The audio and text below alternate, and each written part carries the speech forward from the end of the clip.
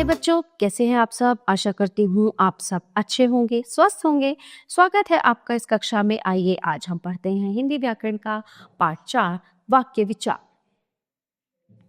जब हम बोलते हैं तो हमारे मुख से ध्वनि निकलती है। ध्वनि यानी कि आवाजें, ठीक है। ध्वनि से वर्ण बनते हैं यानी कि अक्षर, अक्षरों से शब्द बनते हैं और शब्दों से वाक्य बनते हैं, ठीक है। बोलना ध्वनि, ध्वनि का लिखित रूप वर्ण अ क च त, वर्णों का सार्थक समूह, शब्दों का सार्थक समूह। शब्द कमल जल, वाक्य कमल जल में खिलता है, ठीक है रो रहा मयंक, चल रही गाड़ी है। इन शब्द समूहों में कोई अर्थ प्रकट नहीं हो रहा है क्योंकि इनको सही क्रम में नहीं रखा गया है, इसलिए हम इन्हें वाक्य नहीं कह सकते। यदि इन्हें इस प्रकार लिखें, मयंक रो रहा है, गाड़ी चल रही है। यहाँ शब्दों के समूह से एक निश्चित अर्थ प्रकट हो रहा है क्योंकि यहाँ शब्दों को सही क्रम में रखा गया है, अतः ये वाक्य है। तो इस प्रकार शब्दों का वह सार्थक समूह जिसका अर्थ स्पष्ट हो वाक्य कहलाता है। वाक्य के अंग, वाक्य के दो प्रमुख अंग होते हैं, उद्देश्य और विधेय। उद्देश्य, वाक्य में जिसके बारे में कुछ कहा जाए वह उद्देश्य कहलाता है। उद्देश्य के अंतर्गत मुख्य रूप से कर्ता आता है, जैसे रमन खाना खा रहा है।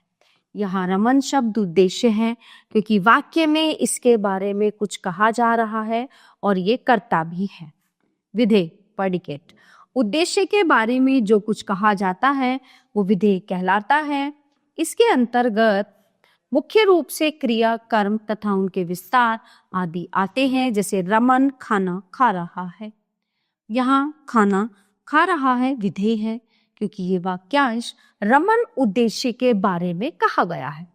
ओके, उद्देश्य की पहचान करने के लिए वाक्य में कौन या किसने लगाकर प्रश्न करने पर जो उत्तर मिलता है वो उद्देश्य होता है। जैसे मेरे चाचा जी आज ही आएंगे, प्रश्न कौन आएंगे, उत्तर है मेरे चाचा जी, अतः मेरे चाचा जी उद्देश्य है। वाक्य के प्रकार, वाक्य के भेद दो आधारों पर बांटे जा सकते हैं, रचना के आधार पर, अर्थ के आधार पर। सबसे पहले हम बात करते हैं रचना के आधार पर। रचना के आधार पर वाक्य तीन प्रकार के होते हैं, सरल वाक्य, संयुक्त वाक्य और मिश्रित वाक्य, ठीक है। सबसे पहले हम बात करते हैं सरल वाक्य की, जिसको हम सिंपल सेंटेंस भी बोलते हैं। जिस वाक्य में एक ही उद्देश्य और एक ही विधेय होता है उसे सरल वाक्य कहते हैं। कैसे, आइए देखते हैं।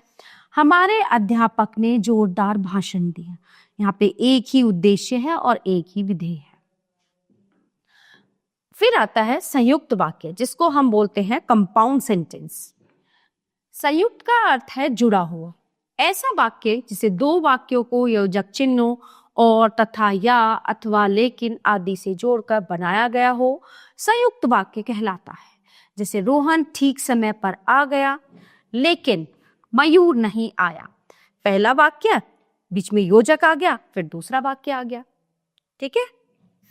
मिश्रित वाक्य, कॉम्प्लेक्स सेंटेंस। मिश्रित का अर्थ है मिला हुआ यानी कि मिक्स। जिस वाक्य में एक प्रधान वाक्य हो तथा एक या एक से अधिक आश्रित उपवाक्य हों, मिश्रित वाक्य कहलाता है। जैसे मैंने आज वह कमीज पहनी जो मेरी मम्मी लाई थी, ये प्रधान वाक्य है और ये आश्रित उपवाक्य है, ठीक है, ये इसके ऊपर आश्रित है। विशेष, संयुक्त वाक्य निम्नलिखित योजक चिन्हों से जुड़ते हैं और तथा, या, एवं, अथवा, लेकिन, किंतु, परंतु आदि। प्रधान वाक्य स्वयं में स्वतंत्र होते हैं, ये अपने आप में पूरे होते हैं। आश्रित उपवाक्य प्रधान वाक्य पर निर्भर रहते हैं, इन्हें अलग से नहीं बोला जा सकता। मिश्रित वाक्यों में जो, जिसने, जिसे, तब, जब, जो, वह, यदि, तो, कि, क्योंकि आदि वाक्यों का प्रयोग होता है। अर्थ के आधार पर वाक्य, अर्थ के आधार पर वाक्य 8 प्रकार के होते हैं। विधानवाचक वाक्य, इन वाक्यों में किसी व्यक्ति, वस्तु अथवा स्थिति के बारे में सामान्य जानकारी दी जाती है, जैसे सोहन एक अध्यापक है। प्रश्नवाचक वाक्य, इन वाक्यों में प्रश्न पूछने संबंधी जानकारी मिलती है, जैसे हिंदी दिवस कब मनाया जाता है।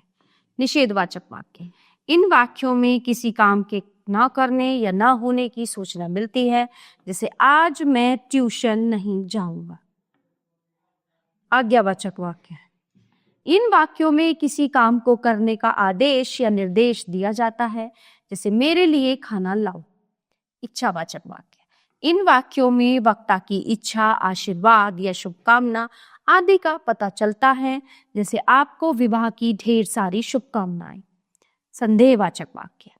इन वाक्यों में कार्य के होने के बारे में संदेह प्रकट किया जाता है, जैसे चोर पकड़ा जाएगा।